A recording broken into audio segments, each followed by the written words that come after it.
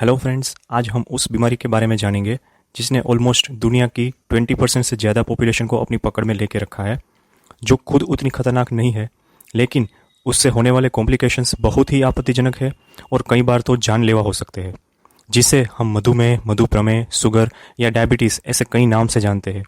तो आज हम डायबिटीज़ के बारे में बहुत सी बेसिक बातें करेंगे और शुगर को कंट्रोल करने के तरीकों को जानेंगे।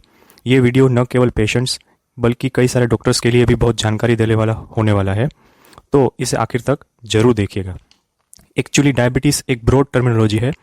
इसमें डायबिटीज़ इंसिपिडस और डायबिटीज़ मेलाइटस शामिल है, लेकिन जिसे आमतौर पर डायबिटीज़ बोला जाता है वो डायबिटीज़ मेलाइटस है और वो दो टाइप के देखने को मिलते हैं। मेनली उसमें ब्लड का शुगर लेवल बढ़ जाता है। आज हम वही डायबिटीज़ की बातें करेंगे। हमारी बॉडी में एनर्जी के लिए सिर्फ ग्लूकोज चाहिए होता है, इसलिए हम जो भी खाना खाते हैं उसका पाचन होकर एंड में ग्लूकोज में कन्वर्ट हो जाता है।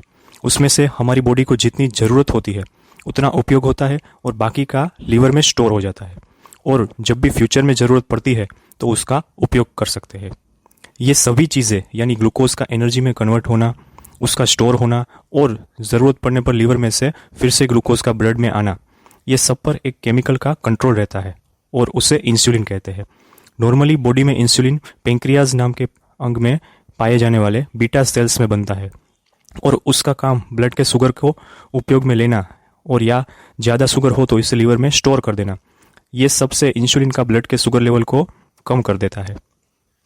अब दोनों टाइप के डायबिटीज़ मेलाइटस में डिफरेंस देखें तो टाइप 1 में बॉडी में पेंक्रियाज के बीटा सेल्स को किसी तरह से नुकसान हो जाता है, जो फिर कभी इंसुलिन का उत्पादन नहीं कर सकते। जबकि टाइप 2 में बॉडी में इंसुलिन बनता है पर उसका सही उपयोग नहीं होता है और उससे बॉडी पेंक्रियाज को और ज़्यादा इंसुलिन बनाने के लिए उत्तेजित करती रहती है। उससे कुछ दिनों बाद पेंक्रियाज के बीटा सेल्स एग्जॉस्ट हो जाते हैं और इंसुलिन का उत्पादन कम होने लगता है। टाइप 2 डायबिटीज़ का होना या इंसुलिन का बॉडी में सही उपयोग ना हो पाना, जिसे कि इंसुलिन रेजिस्टेंस कहते हैं, वो होने के मुख्य कारण इस प्रकार से पाए गए हैं। High blood pressure, high cholesterol, high fat consumption, smoking, sedentary lifestyle, overweight, mainly central obesity या अपने नज़दीकी रिश्तेदारों में यह बीमारी का होना। डायबिटीज़ को हम खुद ही पहचान सकते हैं। बहुत ज़्यादा भूख लगना, ज़्यादा प्यास लगना, बार बार बाथरूम जाना, एकदम से वेट लॉस हो जाना, बार बार बॉडी में कुछ ना कुछ इन्फेक्शन लगते रहना या कोई घाव का हील न होना, ये सभी आपके डायबिटीज़ की वजह से हो सकता है। लेकिन लगभग 50 से 60% लोगों में कुछ भी लक्षण देखने को नहीं मिलते हैं। उसके लिए हम ब्लड का टेस्ट करवा के अपना डायबिटीज स्टेटस को पता कर सकते हैं। शुगर के ज़्यादा होने से एकदम से आपको कोई तकलीफ नहीं होने वाली, लेकिन लॉन्ग टर्म के लिए अगर शुगर लेवल ज़्यादा रहता है तो आपके बॉडी के लिए सीरियस कॉम्प्लिकेशंस भी पैदा कर सकता है। इसलिए हमें शुगर को कंट्रोल में रखना ज़रूरी है और उसके लिए हमें सिर्फ दवाइयों पर नहीं, लेकिन थोड़ा डाइट में शुगर कंट्रोल और एक्सरसाइज करके शुगर का उपयोग बढ़ाना, ये सभी बातों पर भी ध्यान देना चाहिए। जितना डाइट और एक्सरसाइज से शुगर कम होगा उतना ही दवाइयों पर आधारित कम रहना पड़ेगा। सब कुछ करके हमारा टारगेट केवल शुगर का लेवल कंट्रोल करना है ताकि आगे जाकर कोई कॉम्प्लिकेशंस ना हो पाए। अब थोड़ा सा दवाइयों के बारे में जानेंगे। हम बहुत ही बेसिक चीज़ों की बातें करेंगे, लेकिन मैं मानता हूँ कि हर छोटे बड़े डॉक्टर के माइंड में क्लियर होना चाहिए जब भी कोई दवाओं का प्रिस्क्रिप्शन करे तब। सबसे पहले वो दवाइयाँ जो पेंक्रियाज में से इंसुलिन का रिलीज करना बढ़ा देती है। इसमें बहुत ही कॉमनली यूज होने वाली सल्फोनाइल यूरिया ग्रुप की सभी दवाइयाँ शामिल है। ये खाते ही इंसुलिन का लेवल बढ़ जाता है, जो शुगर को एकदम से कम कर देता है। तो ये दवाइयाँ खाते ही कुछ खाना पीना ज़रूरी है ताकि शुगर का लेवल बिल्कुल कम ना हो जाए। दूसरी सब दवाइयाँ ऐसी है जो दूसरे तरीकों से ब्लड में शुगर को बढ़ने नहीं देती है, जैसे कि शुगर का लीवर में से ब्लड में आने को रोक देना, पाचन होने के बाद शुगर का ब्लड में एब्सॉर्ब होने से रोक देना, शुगर को यूरिन में पास कर देना, जठर को फुल होने का महसूस करवाना ताकि ज़्यादा भूख न लगे, वगैरह वगैरह। ये सब में एक ये फ़ायदा है कि कभी भी एकदम से शुगर कम नहीं होती। इसमें बाइग्विनाइड ग्रुप में सबसे कॉमनली यूज और बहुत पुरानी दवाई मेटफॉर्मिन भी शामिल है। इसके अलावा बाकी लेटेस्ट दवाइयों में DPP-4 इनहिबिटर्स, SGLT2 इनहिबिटर्स और GLP-1 एनालॉग भी शामिल है, जो कि आजकल बहुत ट्रेंड में है और कम side effects, better sugar control के साथ इस सब के अपने अलग अलग एडिशनल बेनिफिट्स भी है। कई बार शुगर को कंट्रोल करने के लिए अलग अलग दवाइयों को साथ में देना पड़ता है। इसमें एक ही ग्रुप की दवाइयों को साथ में देने की जगह अलग अलग मैकेनिज्म से एक्शन में आने वाली दवाइयों को एक साथ देने से ज़्यादा शुगर कंट्रोल मिल सकता है। पेशेंट की एज, शुगर लेवल और अदर कोमॉर्बिड कंडीशंस और काफ़ी सारी बातों को ध्यान में रख के दवाइयाँ डिसाइड की जाती है, जो हर एक डॉक्टर को पता रहता है। तो प्लीज़ आप डायबिटीज़ रेगुलर चेकअप करवाते रहे और डॉक्टर की सलाह के अनुसार ही दवाइयाँ लें। अब थोड़ा इंसुलिन के बारे में जानेंगे। जनरली मैंने देखा है कि लोग इंसुलिन से या सुइया खाने से बहुत डरते हैं, लेकिन आज के ज़माने में ऐसा बिल्कुल नहीं होना चाहिए। इसके लिए बहुत सारे ऑप्शंस भी अवेलेबल है। इंसुलिन सबसे कॉमन दवा है जिसका उपयोग टाइप 1 डायबिटीज़ में होता है और उपचार का लक्ष्य शरीर में इंसुलिन की कमी को पूरा करना होता है। इंसुलिन का उपयोग टाइप 2 डायबिटीज़ में भी किया जाता है। ये विभिन्न प्रकारों में आता है।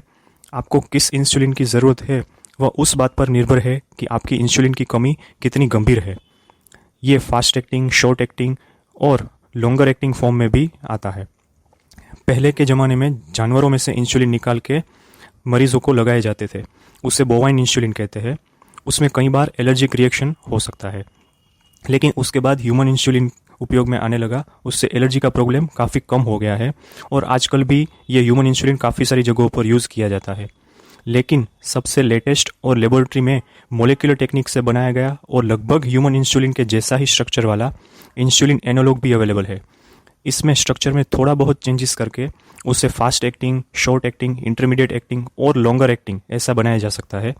ये इंसुलिन एनालॉग्स आजकल बहुत ही यूज़ होते हैं क्योंकि अच्छा शुगर कंट्रोल, ऑलमोस्ट ना के बराबर साइड इफ़ेक्ट्स और अलग अलग कॉम्बिनेशन की वजह से ये डॉक्टर और पेशेंट्स दोनों के लिए अनुकूल रहते हैं। नॉर्मली इंसुलिन सिरिंज से दिया जाता है। इसमें इंसुलिन को शीशी से खींचकर सुई से आपकी स्किन के नीचे इंजेक्शन देते हैं। लेकिन इंसुलिन पेन और इंसुलिन पंप एक बहुत ही अच्छा ऑप्शन है जो उपयोग में लेना बहुत ही आसान है और इंजेक्शन लेने का डर भी बिल्कुल निकल जाता है। अब थोड़ा दवाइयों के अलावा शुगर कंट्रोल के तरीकों को देखते हैं। वैसे तो डायबिटीज़ के लिए कोई स्पेशल डाइट नहीं है, लेकिन कुछ नुस्खे हैं जिन्हें हम अपना सकते हैं, जैसे कि कैलोरी कम करना, रिफाइंड कार्बोहाइड्रेट को कम करना, विशेष रूप से मिठाइयों को कम खाना, सब्जियां और फ्रूट्स और फाइबर युक्त खाद्य पदार्थ को ज़्यादा खाना। एक डाइटिशियन आपको एक डाइट प्लान बनाने में मदद कर सकता है जो आपके हेल्थ टारगेट्स, खाने की वैरायटियाँ और आपकी लाइफस्टाइल के अनुकूल हो। नेशनल लाइब्रेरी ऑफ मेडिसिन के अनुसार जो लोग फिजिकली एक्टिविटी को बढ़ाते हैं, इंसुलिन सेंसिटिविटी भी उतनी बढ़ती है। सभी को नियमित एरोबिक एक्सरसाइज की आवश्यकता होती है, हफ्ते में 5 दिन और कम से कम 30 मिनट। और ये डायबिटीज़ वालों के लिए तो खास है। लेकिन एक एक्सरसाइज प्रोग्राम शुरू करने से पहले अपने डॉक्टर से सलाह जरूर ले लें। वजन कम करने से आपका ब्लड शुगर लेवल कम हो सकता है और वो भी सिर्फ शरीर के वजन का 5 से 10% कम होने से भी फर्क पड़ सकता है। हालांकि आपके शुरुआती वजन का 7% या उससे अधिक वजन लगातार कम होना एक आइडियलिस्टिक माना जाता है। ऑक्सफोर्ड यूनिवर्सिटी के एक रिसर्च में ये भी पाया गया है कि सिर्फ 1 घंटे की नींद बढ़ने से इंसुलिन की असर अच्छी मिल सकती है। ये सभी बातों के अलावा शुगर का एकदम कम हो जाना यानी कि हाइपोग्लाइसीमिया के बारे में भी थोड़ा पता होना चाहिए। ऐसा होने से कांपना, पसीना छूटना, चक्कर आना, भूख लगना, हार्ट बीट फास्ट हो जाना, विजन ब्लर हो जाना, वीकनेस लगना, सिर दर्द होना या इरिटेबल हो जाना, ये सब कुछ हो सकता है। ऐसा लगते ही तुरंत अपना शुगर लेवल चेक करना चाहिए और उसे कम होने पर कुछ तुरंत मीठा खा लेना चाहिए। लंबे टाइम तक शुगर कंट्रोल में ना रहने से आँख की तकलीफ़ें, किडनी का धीरे धीरे फेल होता जाना, पाँव की नसें कमज़ोर पड़ना, बार बार इन्फेक्शन लगना या फिर हार्ट अटैक या पैरालिसिस जैसी सीरियस तकलीफ़ें हो सकती है। ये सभी एक दिन में नहीं होगा, लेकिन अगर शुगर ज़्यादा रहेगा तो एक ना एक दिन ज़रूर होगा, पर अगर हम होने देना चाहे तो ही होगा। इसीलिए हमें डाइट, एक्सरसाइज और दवाइयों का सही कॉम्बिनेशन मिला के शुगर को कंट्रोल में रखना ही है। आज दुनिया में लगभग 45 करोड़ से ज़्यादा लोग डायबिटिक है और हमें इस फिगर को आगे नहीं बढ़ाना है। जो डायबिटिक है उन्हें स्ट्रिक्टली शुगर कंट्रोल मेजर्स को अपनाना चाहिए और नॉन डायबिटिक लोगों को भी हेल्दी डाइट और हेल्दी लाइफस्टाइल चेंजेस को अपना के अपने आप को इस गंभीर बीमारी से बचाना चाहिए। तो बस फ्रेंड्स, आज के लिए इतना ही। हम सबकी अच्छी हेल्थ के लिए प्रार्थना करते हैं। आपको वीडियो पसंद आया हो तो इसे लाइक, शेयर या सब्सक्राइब जरूर करें। आपके कमेंट्स या सजेशंस हमें ज़रूर भेजें। तब के लिए thank you so much. Goodbye. Think less, do more, and be happy for being healthy.